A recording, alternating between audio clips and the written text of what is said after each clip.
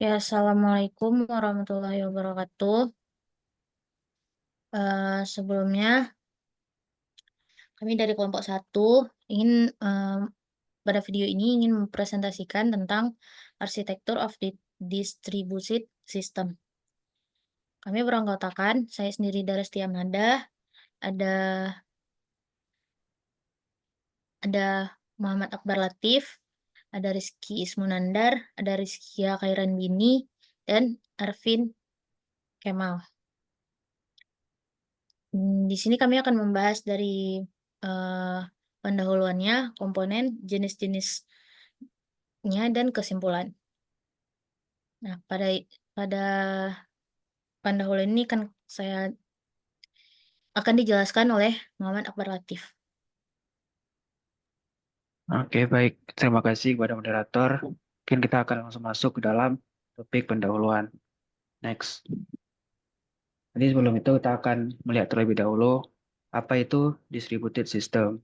Jadi distributed system itu adalah sebuah sistem yang terdiri dari berbagai komponen yang terdistribusi di berbagai komputer atau node jaringan yang terhubung melalui jaringan.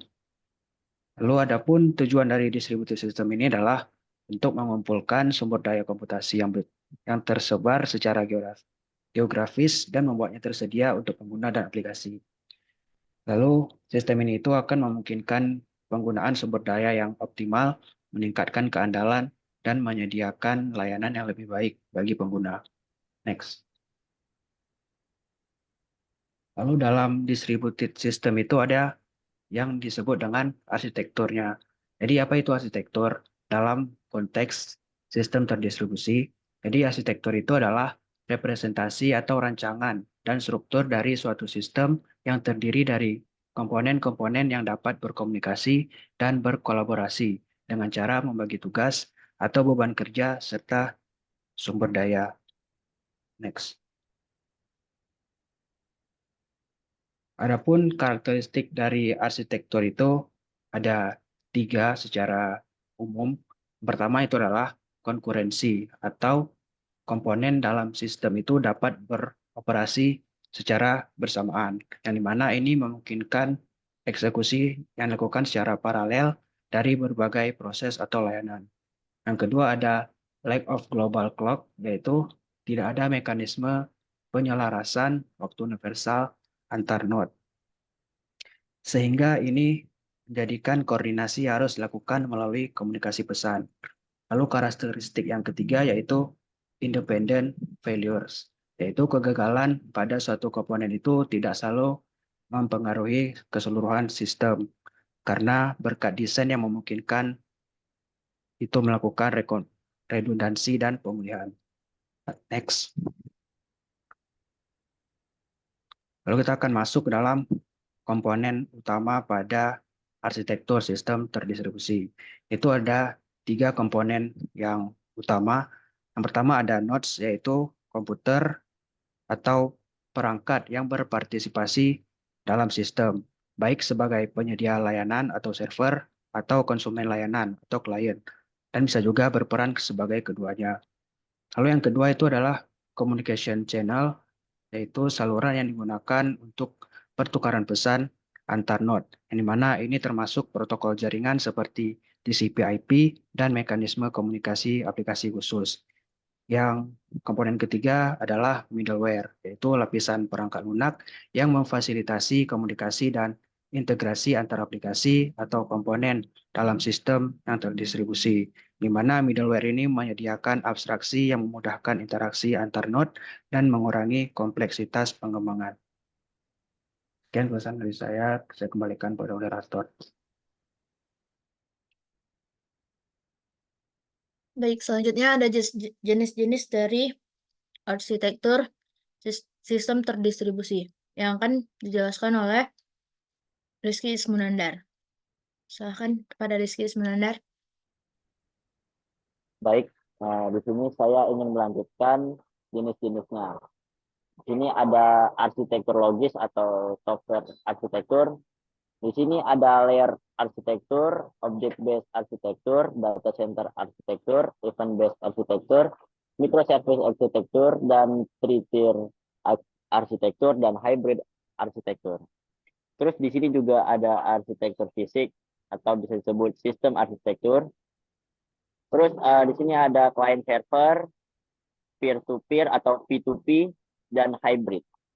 Next. Terus di sini ada layer arsitektur. Di sini ada komponen diorganisir secara berlapis. Lapisan bawah memberikan layanan ke lapisan atas. Permintaan mengalir dari atas ke bawah, sementara respon dari bawah ke atas. Di sini ada contohnya. Oke, next. Terus di sini ada object based arsitektur. Object based arsitektur menggambarkan setiap objek melakukan koresponden dengan komponen, dan komponen ini terkoneksi melalui mekanisme prosedur call. Sini ada contohnya. Oke, next. Terus ada data center arsitektur. Data center arsitektur menggunakan repository data pusat. Produsen menyimpan data dan konsumen mengaksesnya. Di sini ada contohnya. Oke, sekian akan saya kembalikan ke moderator. Baik, selanjutnya akan dijelaskan oleh Rizkia Khairandini. Kepada Rizkia dipersilakan. Baik, untuk jenis yang selanjutnya itu ada event based arsitektur, di mana ini merupakan model arsitektur di mana sistem yang merespon peristiwa atau event yang terjadi sering menggunakan pengirim dan penerima event. Contohnya itu ada pada sistem notifikasi real time seperti pada aplikasi chat ataupun sistem alarm. Selanjutnya ada microservice arsitektur. Nah, di sini pengertiannya itu arsitektur di mana ada aplikasi yang dibagi menjadi layanan-layanan kecil yang independen. Nah, masing-masing itu menangani fungsi tertentu. Setiap layanan pun berkomunikasi satu sama lain melalui API. Contohnya, seperti pada e-commerce platform, di mana sistem yang memisahkan layanan untuk manajemen pengguna, pembayaran, dan manajemen produk. Serta seperti contoh pada sosial media, di mana ada sistem yang memiliki layanan terpisah untuk manajemen pengguna, posting konten, dan analitik lainnya. Next. Kemudian, di sini ada three-tier arsitektur, di mana ini merupakan arsitektur yang membagi aplikasi menjadi 3 lapisan yang terpisah. Yang pertama itu ada presentation layer atau antarmuka pengguna, application layer, logika bisnis, dan data layer atau database.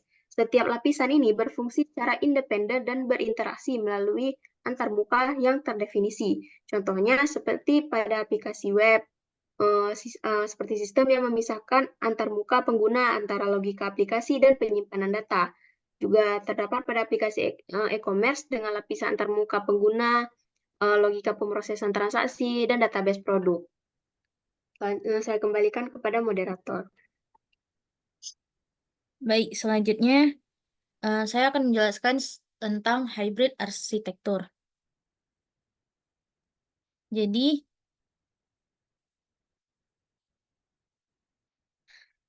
hybrid arsitektur ini berbasis pada sistem server edge yang ditempatkan di jaringan internet, di mana server berada di tepi jaringan. Contohnya, Content Delivery Network atau CDN seperti Cloudflare.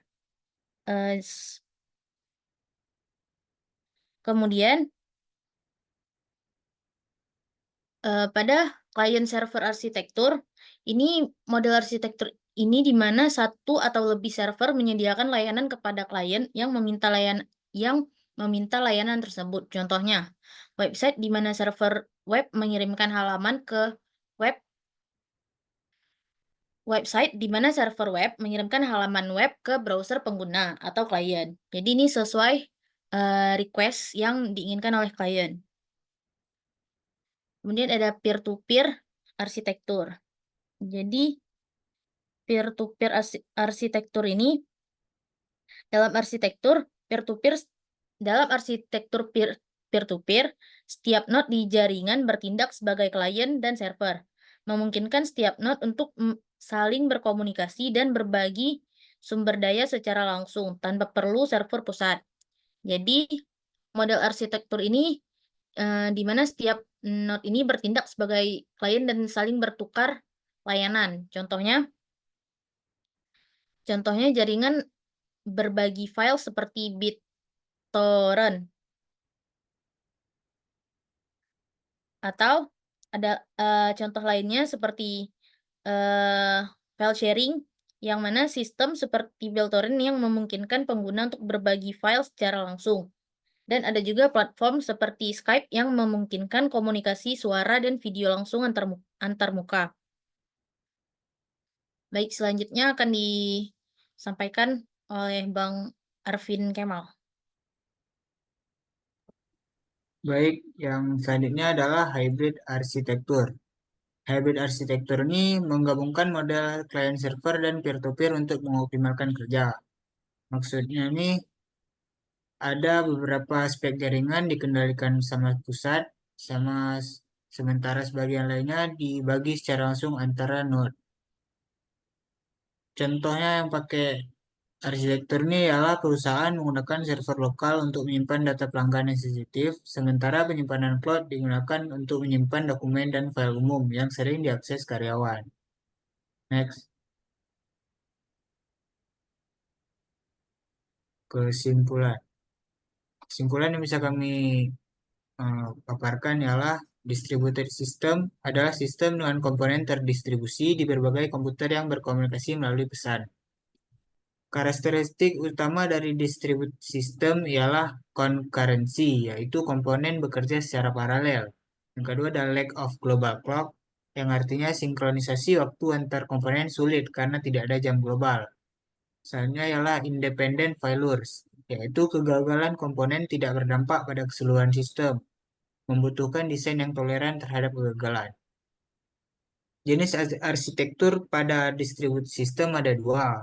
Yang pertama adalah software. Di dalamnya ada contohnya layer, object based, data center, event based, microservices, three-tier, dan hybrid. Yang kedua ada sistem yang dalamnya client server, peer-to-peer, dan hybrid.